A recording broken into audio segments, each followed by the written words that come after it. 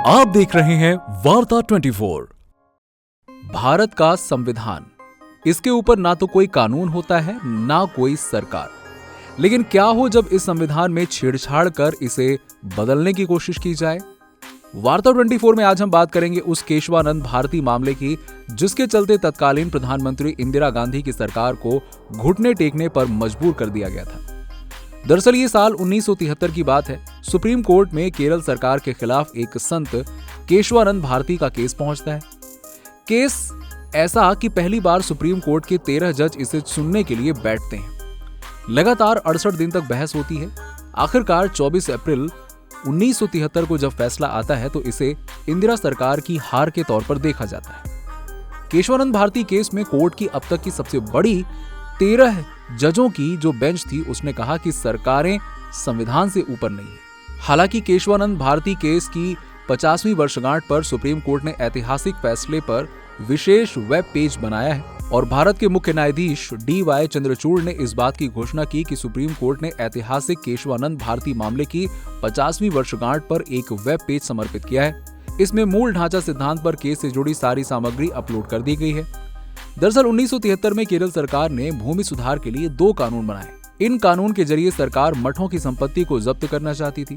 जैसे ही इडनीर मठ के मुखिया केशवानंद भारती को इसकी जानकारी मिली, वो सरकार के खिलाफ कोर्ट पहुंच गए। केशवानंद भारती ने कहा कि संविधान का अनुच्छेद 26 हमें धर्म के प्रचार के लिए संस्था बनाने का अधिकार देता है। ऐसे में सरकार ने इन संस्थाओं की संपत्ति जब्त करने के लिए जो कानून बनाए हैं वो संविधान के खिलाफ हैं। इस तरह कानून में बदलाव को लेकर केशवानंद ने सिर्फ केरल सरकार ही नहीं बल्कि तत्कालीन सरकार को भी चुनौती दे दी। अब तत्कालीन प्रधानमंत्री इंदिरा गांधी चाहती थी कि सुप्रीम कोर्ट का फैसला केशवानंद भारती के विरोध में आए। 1971 में केरल में वामपंथी सरकार थी। इस समय भूमि सुधार का कानून बनाया गया। उस वक्त केरल में कई धार्मिक संस्थाओं के पास काफी जमीन थी, लेकिन केरल सरकार ने इस भूमि सुधार कानून के तहत जमीन को अपने कब्जे में ले लिया। NDR स्थित शैव मठ की हजारों एकड़ जमीन को सरकार ने अपने कब्जे में ले लिया था।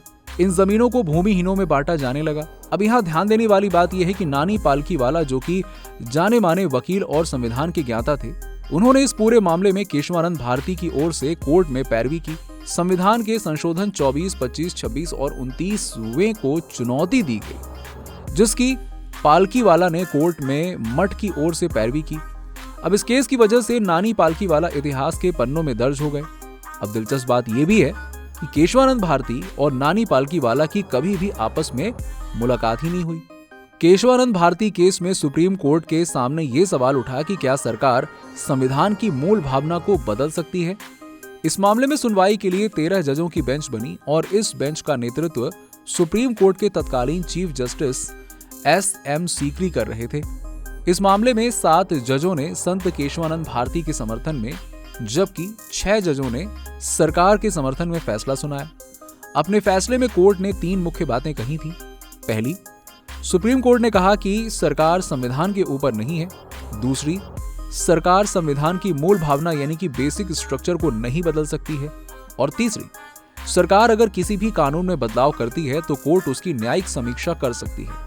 इस फैसले ने एक तरह से इंदिरा गांधी को घुटने पर ला दिया था। अब इंदिरा गांधी कानून बदलकर अपने मुताबिक फैसला नहीं ले सकती थी। अगर आपको ये जानकारी पसंद आई हो तो वीडियो को लाइक कीजिएगा और ऐसे ही वीडियो को देखने के लिए सब्सक्राइब कीजिए वार्ता 24। इसी तरह की खबरें और जानकारी के लिए देखते रहिए वार्ता 24 और सब्सक्राइब कीजिए।